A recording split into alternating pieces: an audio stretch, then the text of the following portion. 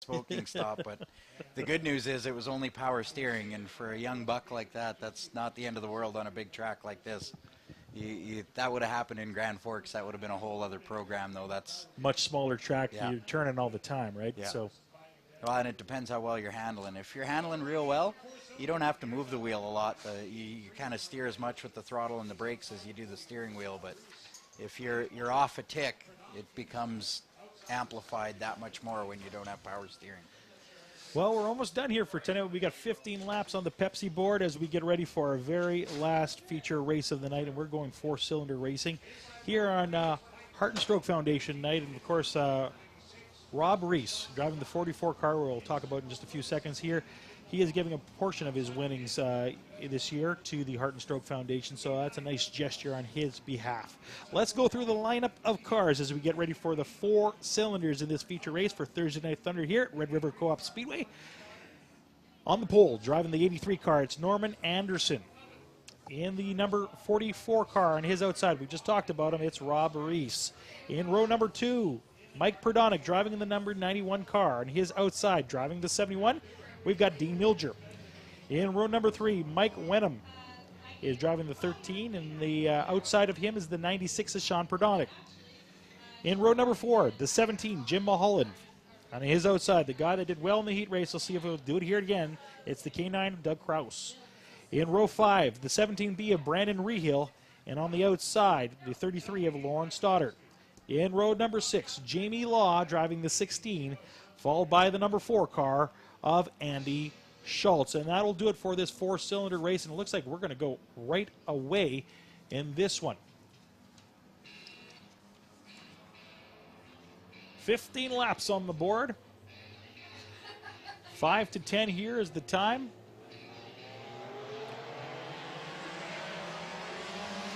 And Rob Reese in the early lead.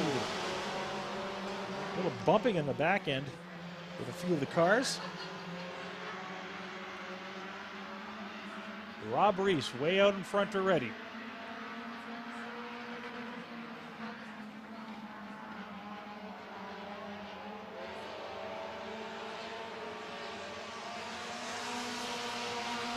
Reese followed by the 83 of Norm Anderson. Uh-oh. A little more trouble there. It looks like it's Perdonic. And we've got a new person in second spot. It's the 71 car. That's Dean Milger.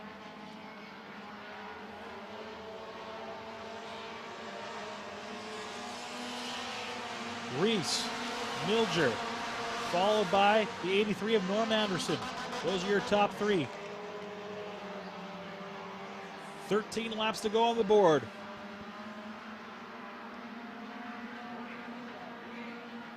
It's kind of interesting to watch the Perdonics race like this. Another little fun fact, the Perdonic family's from a demo derby background, so this driving around in circles without hitting anybody is a bit of a new program that they've fallen into here, and obviously they enjoy it because the whole family's out doing it. Perdonic doing a little rubbing of paint on the backstretch. That's the 91 car and the 83. Mike Perdonic. The 83, of course, Norm Anderson.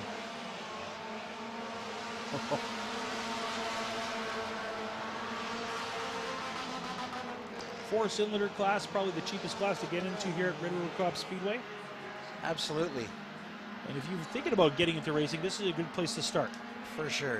They're lots of fun. When I drove one, I always knew I was going to hop into a full-size race vehicle before I bought my truck, but I got the opportunity to drive Mike Wenham's four-cylinder for when they used to run the 100-lap Enduros, and I mean, that was all kinds of fun. Before that, I had driven Sean Engleby's street stock a couple of times and hot-lapped, pardon me, not hot-lap, but track-packed a late model when I was just a young buck, but these things are as much race cars as anything else out there.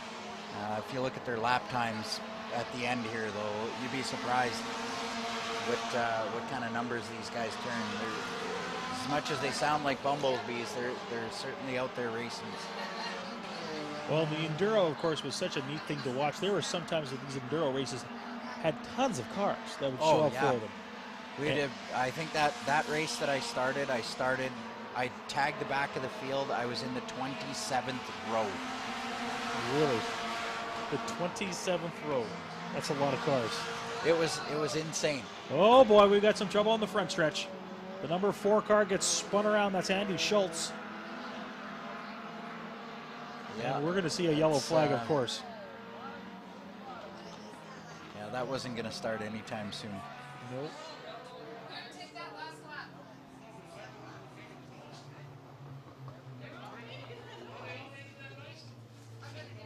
So the 4 cylinders here getting a bit of a break with the yellow flag. That'll tighten things up here as they do the restart in a few minutes. Now, last week you had the opportunity to race at 7 o'clock. Did you like the change? Jury's still out. The earlier race time I don't think really makes much of a difference to me. That 30 minutes earlier on the driver's side of things, it was indifferent. It was really neither here nor there. On the fan side of things, it's I liked it. I like to see that there was more people down in the pits after the program ran reasonably well, and that's what gets mom and dad down into the pits with the kid when he's going, I want to look at the race cars, because they know that they can still get home by 10:30 or 11 o'clock even with a quick zoom through the pits. And I think that's the really appeal to racing compared to other sports. When you take a look at like hockey or football, you can sometimes wait outside the dressing room and see the odd player from time to time. But with a sport like racing, you're encouraging fans to go out there, take a look at this $60,000 car, this $2,000 car, and see what they have to do to put it together and make it raceable every single week. And I think that's great because they get that same camaraderie with the drivers that they don't get with professional athletes. Absolutely, and you'd be hard-pressed to find a car in the pits that a driver hasn't put a kid into their cockpit and just shocked the heck out of the mom and dad and made that kid's night. And then on the other side of things, I'll lay out the gauntlet to anybody watching. If you come down, bring your kids, you can bring them into the pits after and they can sign the 73P truck's tailgate, and that'll stay on there for the remainder of the season, and they can take a tour of what's going on in the pits here and see what it's all about after the show as well as during.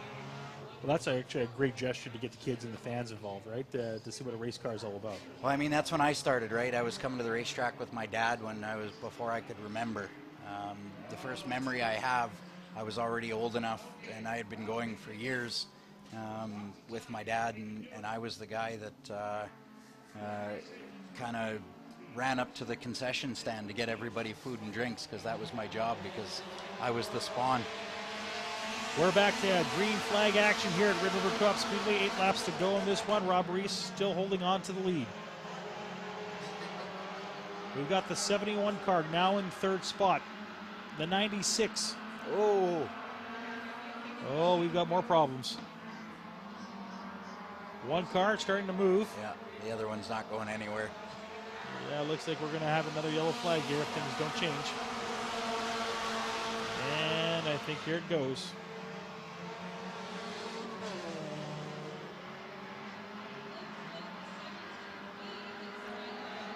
Car's still racing. Oh my.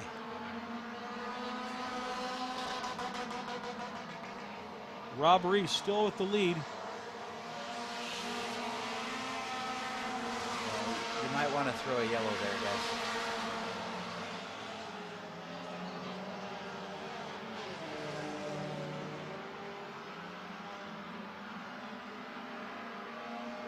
And Reese with a huge lead in front again. Milger. They just continue to race away. Perdonic in 2nd spot. Milger in 3rd. The other 91. That's the other Perdonic. That's Mike. They're rounding out your top 4. The K9, Doug Kraus trying to make the move. He gets around. Oh. Look at that. There's some 3 wide driving on the backstretch. Perdonic said enough of that.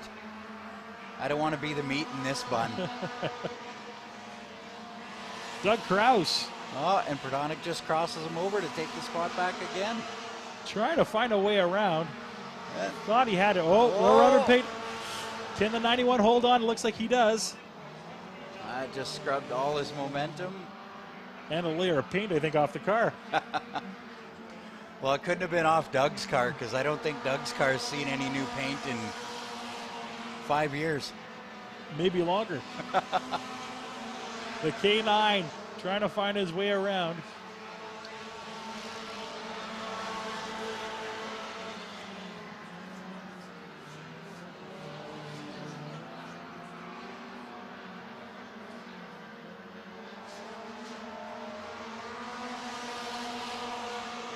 The 44 going through lap traffic. We've got 2 laps to go in this feature race.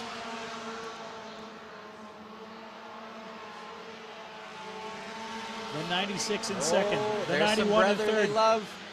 And the K9 keeps trying to squeeze in on the inside. He can't find a way around.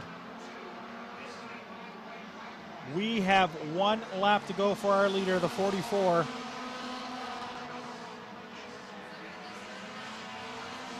And there is some love on the front straightaway for a couple of family members, the 91 and the 96. That's Mike Perdonic and Sean Perdonic.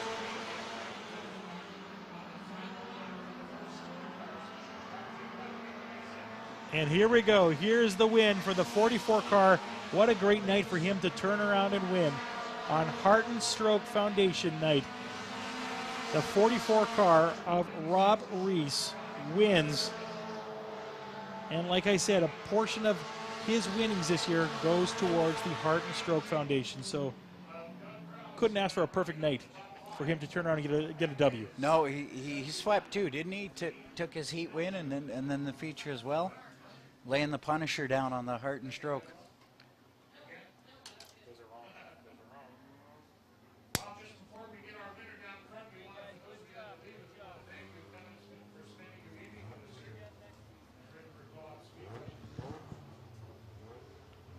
The 44 car with the win tonight. He's going down to winner the victory circle to, of course, do an interview.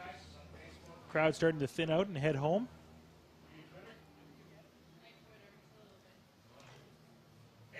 And just a few minutes past 10 o'clock, still plenty of time for fans to go down to the pit area and check out some of the action.